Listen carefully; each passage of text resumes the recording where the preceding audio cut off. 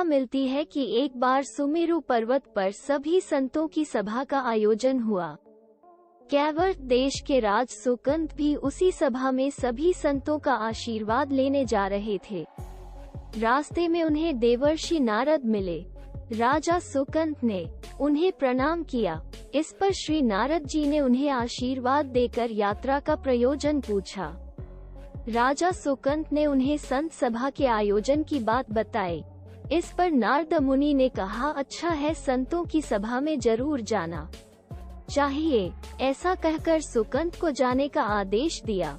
सुकंत जैसे ही सभा में जाने के लिए प्रस्थान करने लगे, तैसे ही नारद जी ने उन्हें आवाज दी। इसके बाद कहा कि जिस सभा में जा रहे हो उसमें सभी को प्रणाम करना, लेकिन ऋषि विश्वामित्र का अभिवादन बिल्कुल भी मत करना।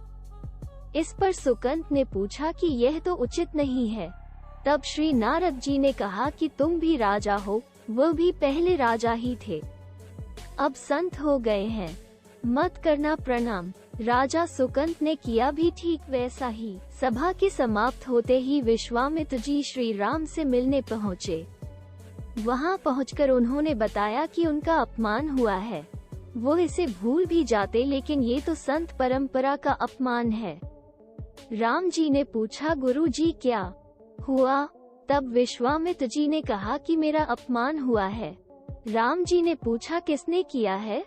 तब विश्वामित्र जी ने पूछा कि जानकर करोगे भी क्या? इस पर श्री राम जी ने कहा कि गुरु जी, आपके चरणों की सौगंध लेकर प्रतिज्ञा करता हूँ, जो सिर आपके चरणों में नहीं झुका है उसे काट दिया जाएगा। कल सुबह मैं उसका वध करूँगा। श्री राम की इस सौगंध का जैसे ही राजा सुकंत को पता चला, वह नारद मुनि को ढूंढने लगे। काफी देर तक वह परेशान रहे, लेकिन नारद मुनि उन्हें मिल ही नहीं रहे थे। व्याकुल होकर जब वह रोने लगे, तब नारद जी प्रकट हुए। सुकंत ने हाथ जोड़कर उन्हें सारी बात कह सुनाई, साथ ही प्राण दान की विनती की। इस पर नारद जी ने उन्हें माता अंजनी की शरण में जाने की सलाह दी। ये भी कहा कि अगर उन्होंने तुम्हें बचाने का वचन दिया तो तुम जरूर बच जाओगे, लेकिन ये भी कहा कि वो किसी को यह नहीं बताएंगे कि नारद जी ने उन्हें ये सलाह दी है। राजा सुकंत के रोने की आवाज सुनकर माता अंजनी बाहर पहुंची। तब उन्होंने कहा कि माता, मुझे बचा ले, अन्यथा विश्वामित्र जी मुझे मार डालेंगे। इस पर माता अंजनी ने सुकंत को उसके प्राण बचाने का वचन दिया।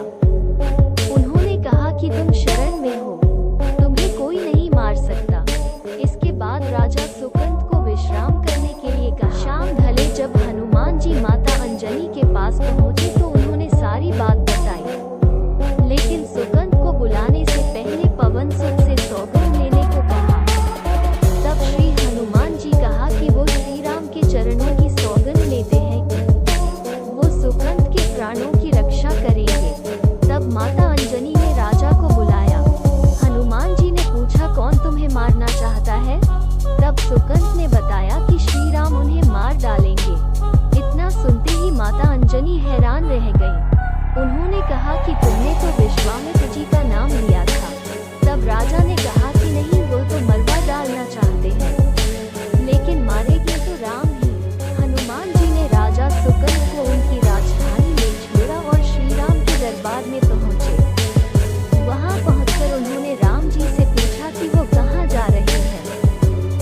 मर्यादा पुरुषोत्तम ने बताया कि वो राजा सुकंत का वध करने जा रहे हैं। तब हनुमान जी ने कहा, प्रभु उसे मत मारिए। राम जी ने कहा कि वह तो अपने गुरु की सौगंध ले चुके हैं, अब पीछे नहीं हट सकते। हनुमान जी ने कहा, प्रभु मैंने उसके प्राणों की रक्षा के लिए अपने इष्ट देव यानी कि आपकी सौगंध ली है। तब राम जी कहते हैं कि ठीक है, तुम अपना वचन निभाओ, हनुमान जी राजा सुकंत को लेकर पर्वत पर पहुंचे और राम नाम का कीर्तन करने लगे। उधर राम जी राजा सुकंत को मारने के लिए उनकी राजधानी पहुंचे, लेकिन वो नहीं मिले तो वो उन्हें ढूंढते हुए पर्वत पर पहुंचे। वहां हनुमान राम मंत्र का जप कर रहे थे। राम जी को देखते ही सुकंत डर गए। उन्होंने कहा कि अब तो राम जी उसे मार ही डालेंगे। वो बार बार हनुमान जी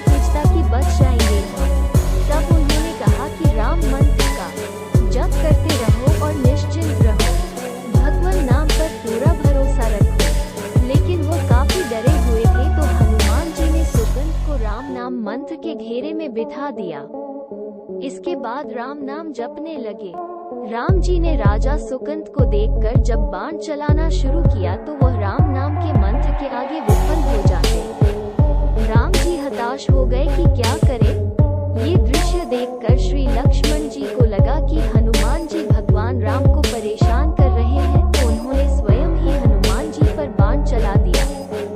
लेकिन ये क्या, उस बाण से पवन सुत के बजाय श्री राम मूर्छित हो गए।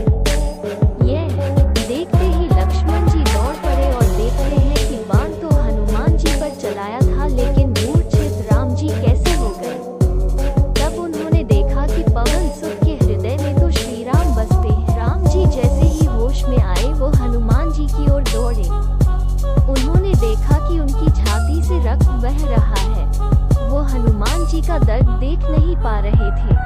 वो बार बार उनकी छाती पर हाथ रखते और आंखें बंद कर लेते।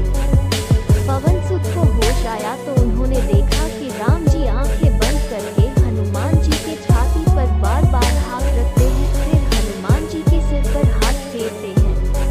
तब पवन सुत ने सुकंद को पीछे से निकाला और उसे अपनी गोद में बिठा लिया। तभी राम ने फिर से हनुमान जी के माथे पर हाथ फेरा, लेकिन इस बार वहां पवन सुत की जगह राजा सुकंद थे। राम जी मुस्कुराए और हनुमान जी बोल उठे कि नाथ, अब तो आपने इनके सिर पर हाथ रख दिया है। अब तो सब कुछ आपके हाथ में है, इसकी मृत्यु भी और जीवन भी। आप ही सुकंद के जीवन की रक्षा करें। राम जी ने हनुमान जी से कहा कि जिसे तुम अपनी गोद में बिठा लो उसके सिर पर तो मुझे हाथ रखना ही पड़ेगा। लेकिन गुरु जी को क्या जवाब देंगे। तभी हनुमान जी को विश्वामित्र जी सामने से आते दिखाई पड़े। उन्होंने राजा सुकंद से कहा कि जाओ, तब प्रणाम नहीं किया तो क्या हुआ, अब कर लो। राजा ने दौड़कर विश्वामित्र जी का अभिवादन किया। वो भी प्रसन्न हो गए और बोले, राम, इसे क्षमा कर दो। मैंने इसे क्षमा कर दिया, क्योंकि संत का काम मिटाना नहीं बल्कि सुधारना होता है।